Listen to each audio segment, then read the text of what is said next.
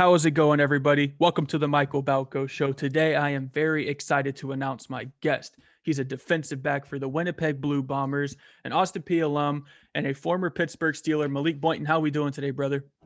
I'm doing good. How you doing? I'm blessed, and highly favored, my man. You rocking a sweet chain over here today. For those of you who aren't watching on YouTube, my man is swagged out. First and foremost, we got to rep that hometown of Detroit, Michigan. Rep your area code. What makes it so unique? So I'm not from the city of Detroit. Literally, I'm from downriver Michigan. So I'm from all over downriver Michigan, southwest Detroit, River Rouge, East. So I go by downriver Michigan. But yeah, everything is everything out there. Like when you from a place like that, you take a lot of pride in being from there. Yeah, for sure. So in high school, you're a star on both sides of the ball. You're named an all-state wide receiver and defensive back. Tell us about your recruiting process out of high school and how you ended up at Austin Peay. So out of high school, I wasn't really recruited too tough. I had one Division I offer aside from Austin Peay, which was Florida Atlantic University, and their coaching staff got fired, and that offer kind of fell off the table. So I was blessed and humbled to have an opportunity to go to Austin Peay State University. But other than that, I had a lot of D2 offers and stuff like that. That's crazy, bro, because you were a dog in high school too. Like I looked at some of your tape and I looked at the stats, and that's just crazy, bro. I don't get it. I don't get it. But following your freshman year in college, you made the move from wide receiver to DB. How was that transition, and did you have a choice in the matter? So I kind of had a choice, but to me, just the type of person I am, I didn't have a choice because, a series of unfortunate events kind of came out. We had a strong receiving corps, so, the DBs needed some help. And it initially started off as me just trying, just seeing it. If something crazy happened, will we have somebody to fill somebody's shoes? So it started off like that, and I was switched to cornerback. But a week before our first game of my sophomore year, our starting safety got shot at a party. So it ultimately ended his career. So I had to, I tried to step in and fill his shoes as best as I could. Yeah, I mean, so how was that transition? I mean, I know you played some DB in high school, but was it a lot more difficult at the college level?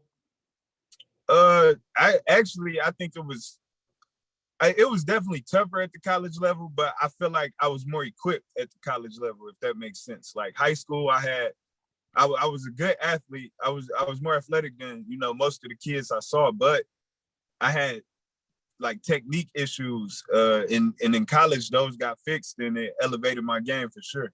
That's what's up. So in 3 years as a DB, we're about to hype you up real quick. In 3 years as a DB, totaled 158 tackles, got a pick.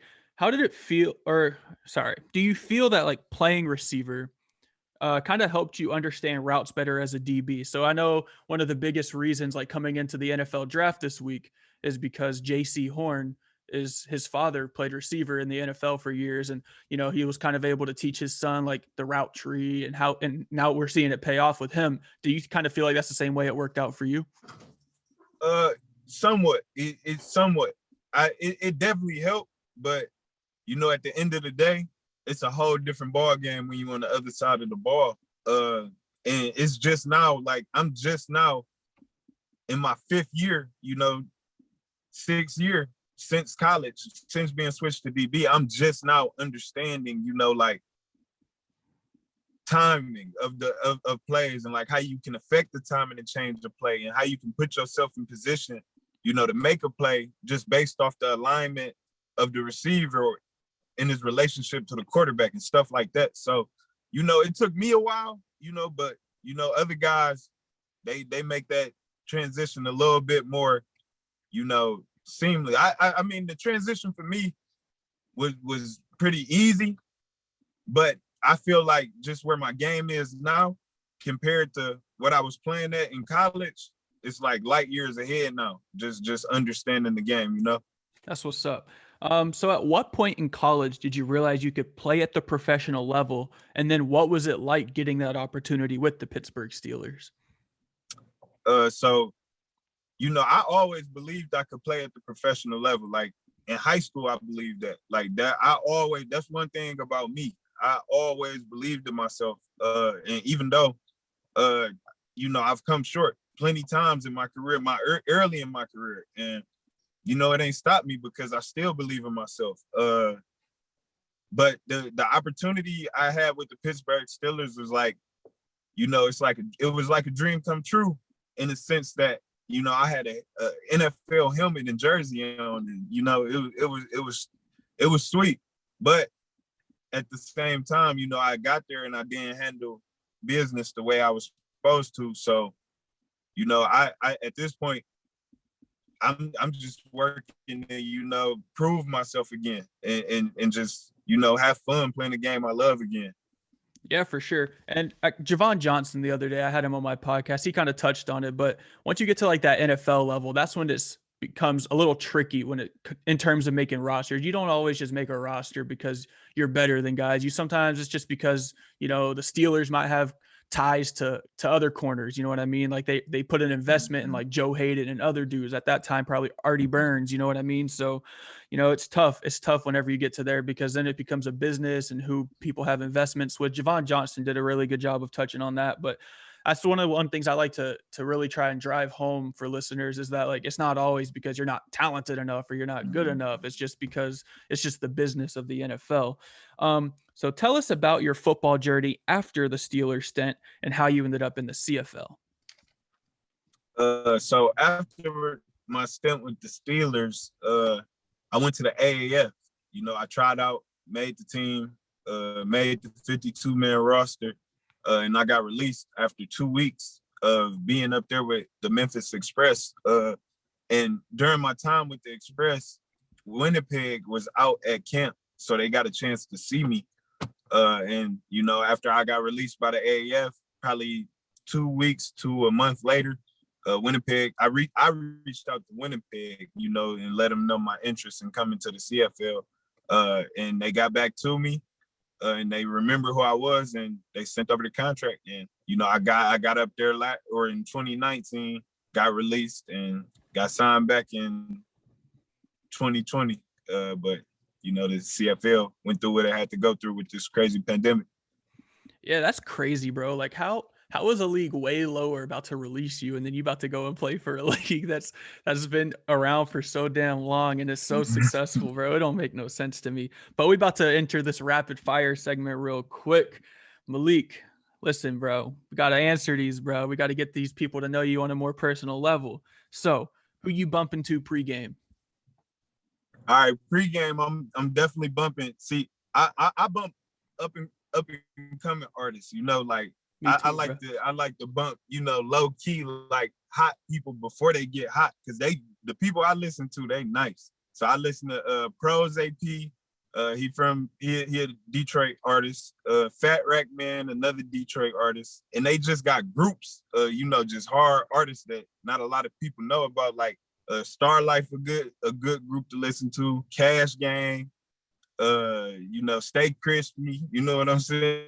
It's a lot of talent out there right now. So those a few of who I'm bumping before the games. Yeah, I'm gonna have to tune in because they sound pretty lit, to be honest with you. All right, would you rather fight a bear or fight an alligator, and why? I'd rather fight a bear. Why? I'd rather fight a bear because you get in that water with an alligator. Where I'm fighting these animals. If I pick an alligator, is we on land? Whatever scenario you want, bro. Yeah, it could be on land. If we on land, I'm fighting the alligator. If we on land, but if I gotta go to the water, I ain't hopping in no water with an alligator. Ain't happening. I feel like alligators probably easier. They're just more scary, Bears be fast as hell, though. I mean, you could kind of, you know, especially with your athletic ability, just kind of, you know, wiggle around a gator. But hey, bro, I don't know about them bears, bro. Them like D tackles on steroids, bro. Like, all right, all right. Would you rather, as a DB, would you rather get your ankles broken or get mossed by a receiver?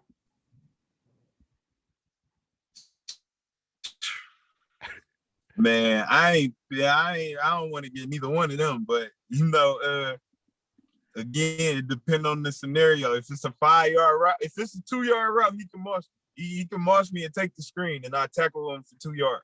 That I picked that. All right. Fair enough. All right. Would you rather? This one's crazy, bro. When I read this, I was like, damn, I don't even know what I would pick. Would you rather have the ability to see 10 minutes into the future, so you know what's coming, like before it even happens, or would you rather be able to see 150 years into the future, long after you're gone, to see how your kids and grandkids played out? Ooh, that's a good one. I'm gonna pick 150 years. Yeah, I thought you was gonna pick the 10 minutes, to be honest, bro. Imagine you out there playing football and your coach is like, "Hey, bro, what's about to happen?" You could be like, "Coach, here's exactly what's about to happen." You know what I mean? But if you study film enough, you feel me, you can get that trait on your own. 150 years, I'm gonna know how my great grandkids doing, you know? Hey, you gonna be watching it with the big man anyways, bro. You know what I mean? That's true. That's true. Hey, we gonna be chilling up there together, bro, sipping martinis. Like, that's the plan, bro. That's the plan, man, for sure. Hey, one last rapid fire question. Would you rather have universal respect, so everyone loves you and they got hella respect for you, or would you rather have unlimited power to where you can just run the world if you want, bro? I had a respect because, you know, with respect, with power, you start to lose yourself. You know, you get power is tricky. You can kind of go on like a power trip. I ain't really into that. Yeah, I feel it. All right, bro. So now we're going to talk about a little bit of adversity you've had to overcome, because I feel like your story is hella inspiring, bro. And all these young kids listening, man, all these teenagers, even adults, bro, like everyone can learn something from this story. I know I did, bro. And yeah, bro, I got a little emotional whenever I was writing these questions down and reading your story, bro, because you're such a dope dude, bro. Like, honestly, from the bottom of my heart, you're such a dope dude.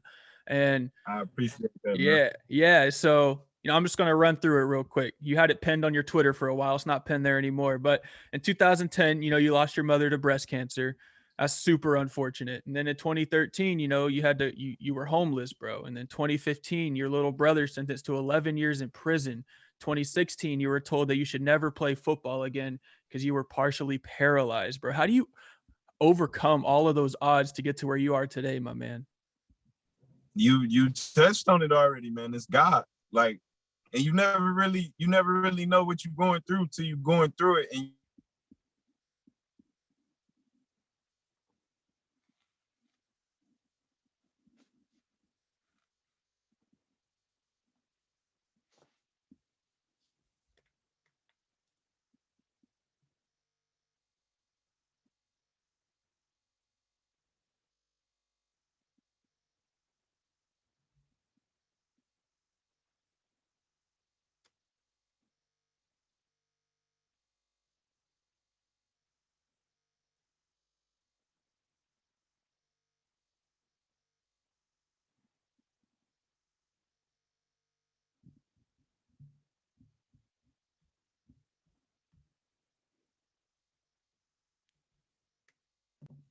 How is it going, everybody? It looks like Malik may have lost connection on us. We're about to re-enter him here in just a minute, though. Just stay tuned with me. yeah, man, like it's all God. Like that's really what it comes down to. You know, you can have a plan with your life, but you can't really, you know, dictate how your life goes. So instead of sitting around and stressing, you know what I'm saying? Like, I just believe in controlling what you can control and, you know, trusting the big man. Yeah, for sure. So in your own words, bruh, what does success mean to you? A lot of people define success as like, you know, accolades or what they do on the field or what they get done in the classroom. But what does success mean to you? Success to me is, you know, whatever your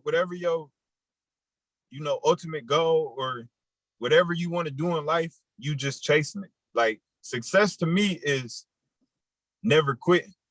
Like if you die chasing a dream and being true to yourself, I mean, I think you live the full life if you can do that, especially in a world, with so much negativity and so much, like influence on who you think you have to be to fit what society think of you. I think success is just being true to yourself, figuring out a plan or a goal, and just chasing it.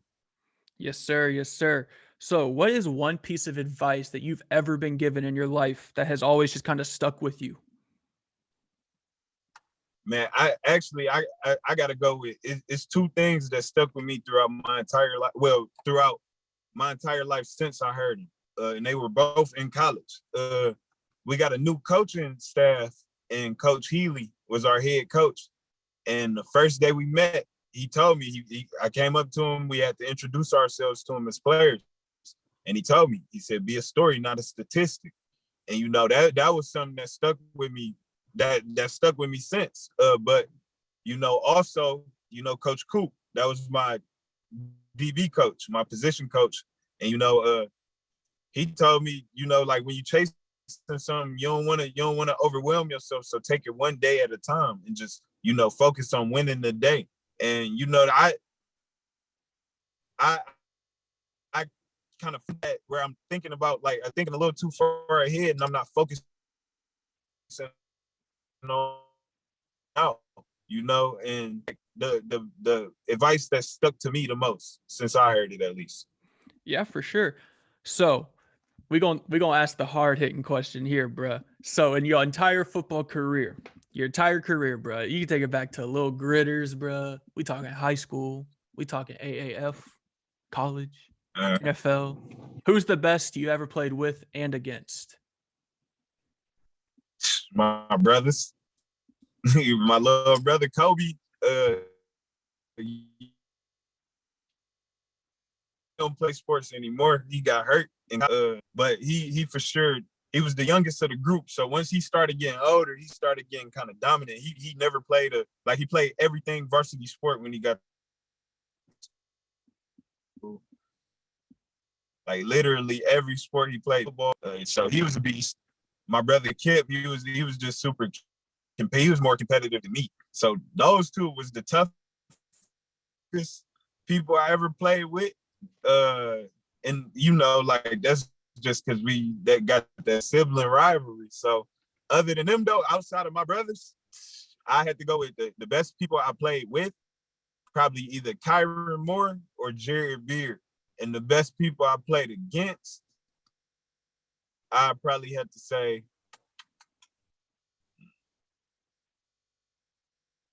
Kyron Moore. I played against him last year, or when I was in there 2019 in the preseason. So I guess I'm gonna have to go with him again. Hey, doubling up on him. All right. Mm-hmm. What kind of advice can you give to the young athletes out there trying to play at the highest level like you are? Just chase their dreams, man. Like it's not really a clear-cut plan on how you can make it, but whatever you do, just focus on what you're doing at that time. Be where your feet at. Don't think too far ahead, but also, have fun. And when I say have fun, you ain't got to go out and party, drink, and smoke, nothing like that. Just, enjoy life while you chasing your dreams.